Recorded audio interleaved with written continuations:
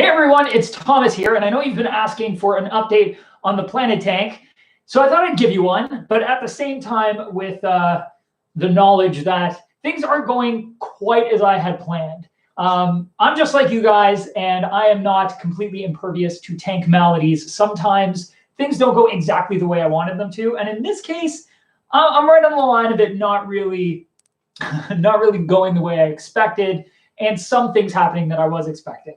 So first off, let's start by saying I am getting growth in the tank. The first couple of weeks was actually a pretty good, steady growth, despite the fact that it was a brand new tank and there wasn't a lot going in other than a bit of Flourish Excel and some Flourish general purpose fertilizer by Seachem. I have been adding a little bit of food now and then just to try to encourage the cycle to start in the tank and to colonize the filter so I can get some livestock in there like fish and inverts and stuff.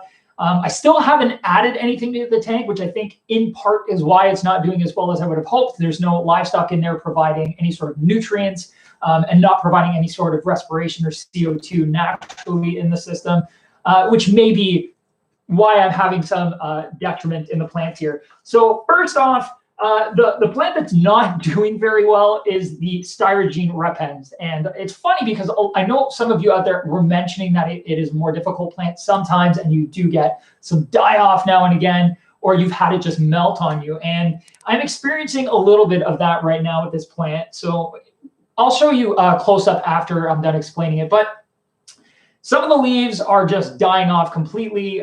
Some of the root structure or the stem where it goes down to the root has died off and has melted back a bit. But those sections that are now kind of just dangling are growing roots still. They haven't completed dying up the plant and they're getting new growth on top. So although they did have a harsh moment where they've died off a little bit, they're also bouncing back quickly, which I can really appreciate. So I can kind of clean that up. I'm going to go in and siphon any of the debris that's trapped in the plants out of it, not straight down into the gravel, just on the plants themselves, on the leaves and such. There's a little bit of algae and debris just from the substrate when we originally filled the tank that's sitting on top of the leaves right now. So I'd like to get all that off. And then I'll trim the Styrogene down a little bit in the sections where it's really growing well and tall, and maybe use those tops to replant in the sections where it's died back a bit. And that'll help, get that back to where I'd like to see it.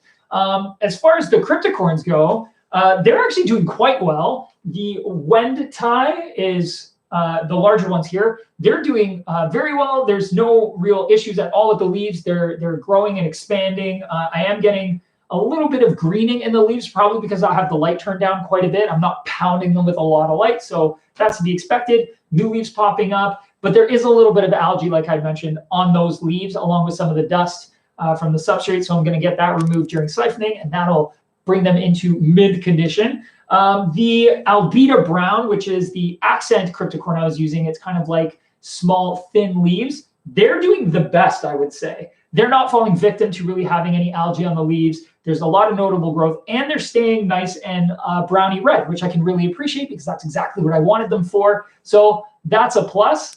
The cryptocorn crispatula, whatever. I've got the tag up there just in case so I don't forget. They're doing really well. They're growing, but they're probably afflicted the worst in terms of algae coverage, which I wasn't really expecting, but I have a feeling there were some algae spores or a little bit of algae on the edges of the leaves before I planted them that I didn't notice right away, at least not during the inspection, and that's probably where it all started.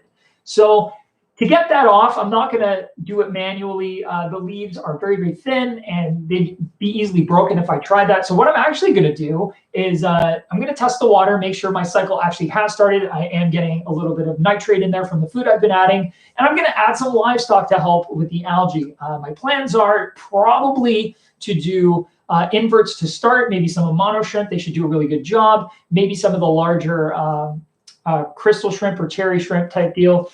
I'm a little weary on them because the livestock I want to put in are probably going to mess with them later on. So I'm thinking I might stick with a mono shrimp, and then maybe autos, because autos stay nice and small.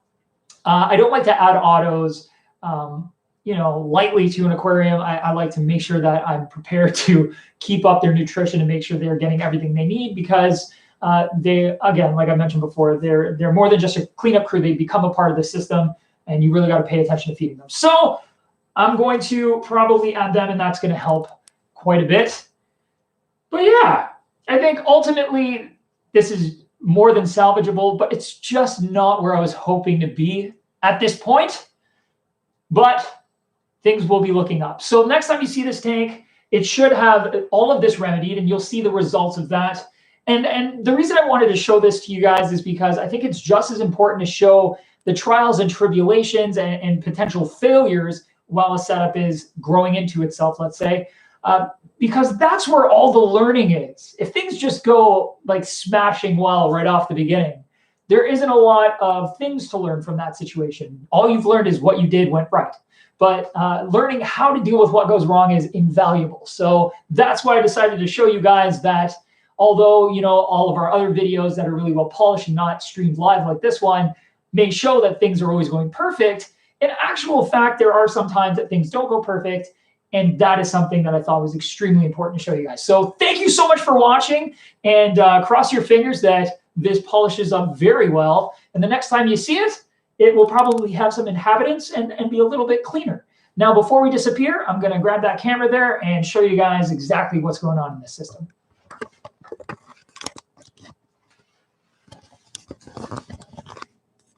So there you can see there's a lot of algae buildup right up top on those plants. And it's messy. But if you look deep inside of the plants as well, you can see the new leaves are popping up and they are perfectly clean and looking great. The Albita brown is there, not really affected by the algae in the same way. And then there's the Wendtii, which is, again, it's barely got some dirt on the leaves or some algae, and that's pretty much it. It's looking really great otherwise. And then there's this mess, which is the Styrogene repens, and you can see what I mean. It's just, even right here, this plant's basically just floating. It's no longer really attached there anymore. There's another piece right here you can see is just dangling away. But at the same time, like I said, new growth, new growth, new growth, new growth. It's growing. It's just having a rough go. So we're gonna treat it nice. And it'll be good soon. Shaky, shaky.